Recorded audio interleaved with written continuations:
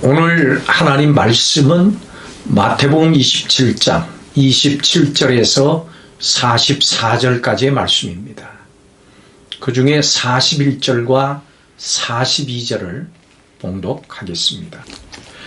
그와 같이 대제사장들도 서기관들과 장로들과 함께 희롱하여 이르되 그가 남은 구원하였으되 자기는 구원할 수 없도다. 그가 이스라엘의 왕이로다. 지금 십자가에서 내려올지어다. 그리하면 우리가 믿겠노라. 아멘. 오늘 이 본문의 말씀을 보면은 빌라도가 예수님께 십자가형을 선고했습니다. 그러자 로마 군병들이 예수님을 끌고 가서 유대인의 왕이라고 조롱을 합니다. 그 후에 구레네 시몬에게 억지로 십자가를 지게 합니다. 골고다에서 예수님을 십자가에 못 박고 머리 위에 유대인의 왕이라고 쓴 죄패를 붙였습니다. 앞서 군병들의 조롱은 이제 십자가 처형 장면을 목격하는 다른 사람들에 의한 조롱으로 옮겨집니다. 예수님께서는 지나가는 행인들에게 또 종교 지도자들에게 양옆에 못 박힌 강도들에게 차례로 조롱과 멸시를 당하십니다. 이렇게 예수님께서는 갖은 멸시와 조롱을 당하셨습니다. 여러분, 우리는 예수님의 부활과 그리고 영광에 함께 참여할 소망을 가지고 있습니다. 이 소망에 참여하려면 예수님과 함께 고난도 받아야 합니다. 바울은 골로새서 1장 24절에서 나는 지금 여러분을 위해서 받는 고난을 오히려 기뻐하고 그리스도께서 자신의 몸인 교회를 위해서 받으신 고난의 남은 부분을 내 몸에 겪고 있습니다. 이렇게 고백했습니다. 우리도 그리스도의 남은 고난에 참여하는 성도들이 되어야 합니다. 그렇다면 그리스도와 함께 영광의 자리에 앉기 위해서 그리스도의 남은 고난에 참여하는 삶은 어떤 삶일까요? 과연 우리는 그리스도의 남은 고난에 참여하는 삶을 살고 있는지 함께 살펴봅니다. 여러분, 우리가 참여하는 이 십자가의 삶은 세상에서 조롱받는 삶입니다. 예수님의 생애를 기억해 보십시오. 부활의 영광을 위해서는 예수님께서 꼭 거쳐야 할 과정이 있었습니다. 바로 십자가의 멸시와 고통, 그리고 죽음입니다.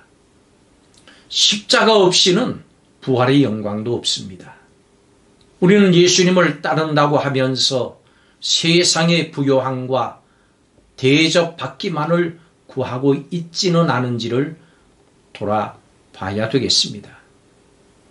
예수님께서 가신 길과 정반대의 길을 간다면은 제자라고 할 수는 없을 것입니다. 십자가의 길이 결코 쉬운 길은 아닙니다마는 그래도 기쁨으로 갈 수 있는 까닭은 우리 주 예수 그리스도께서 그 길에 함께 하시기 때문입니다.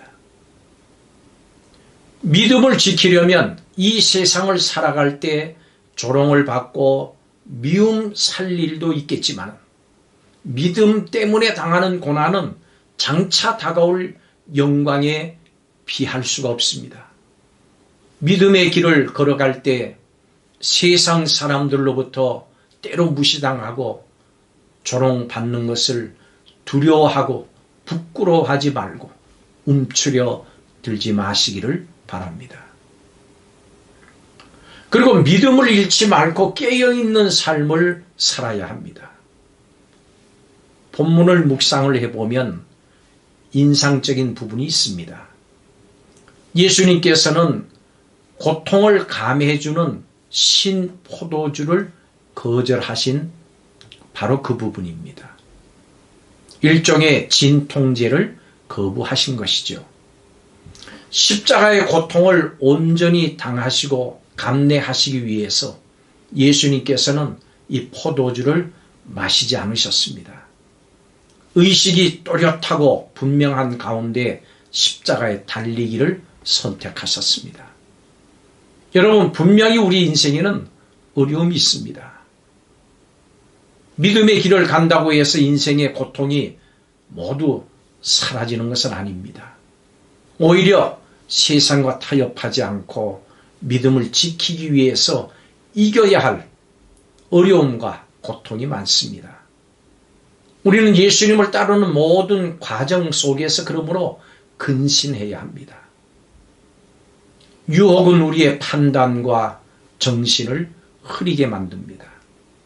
여러 가지 모양으로 유혹이 올 때 예수님처럼 또렷한 판단력, 분별력을 가지고 믿음을 지켜나가십시오. 그러기 위해서 영적으로 깨어 있어야 합니다. 세상에 취하고 욕심에 취하고 내 자신에 취하면 판단력이 사라집니다.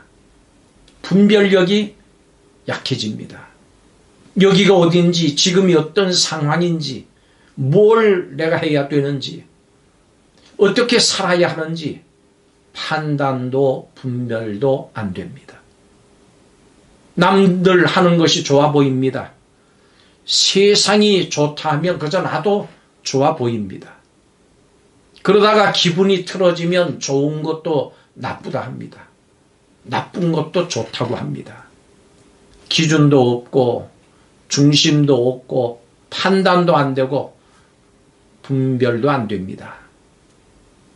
그러므로 우리는 믿음으로 깨어있는 삶을 살아야 되겠습니다.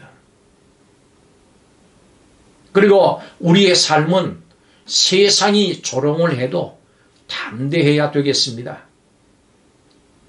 예수님의 십자가 고통을 더욱 가중시켰던 것은 아마도 사람들의 조롱이었을 것입니다. 예수님께서는 단번에 그 자리에서 벗어나실 수 있으셨습니다마는 잠잠히 그 상황을 참으셨습니다. 그 조롱을 참으셨습니다. 우리 역시 복음의 가치를 추구할 때 세상의 조롱을 받을 수 있습니다.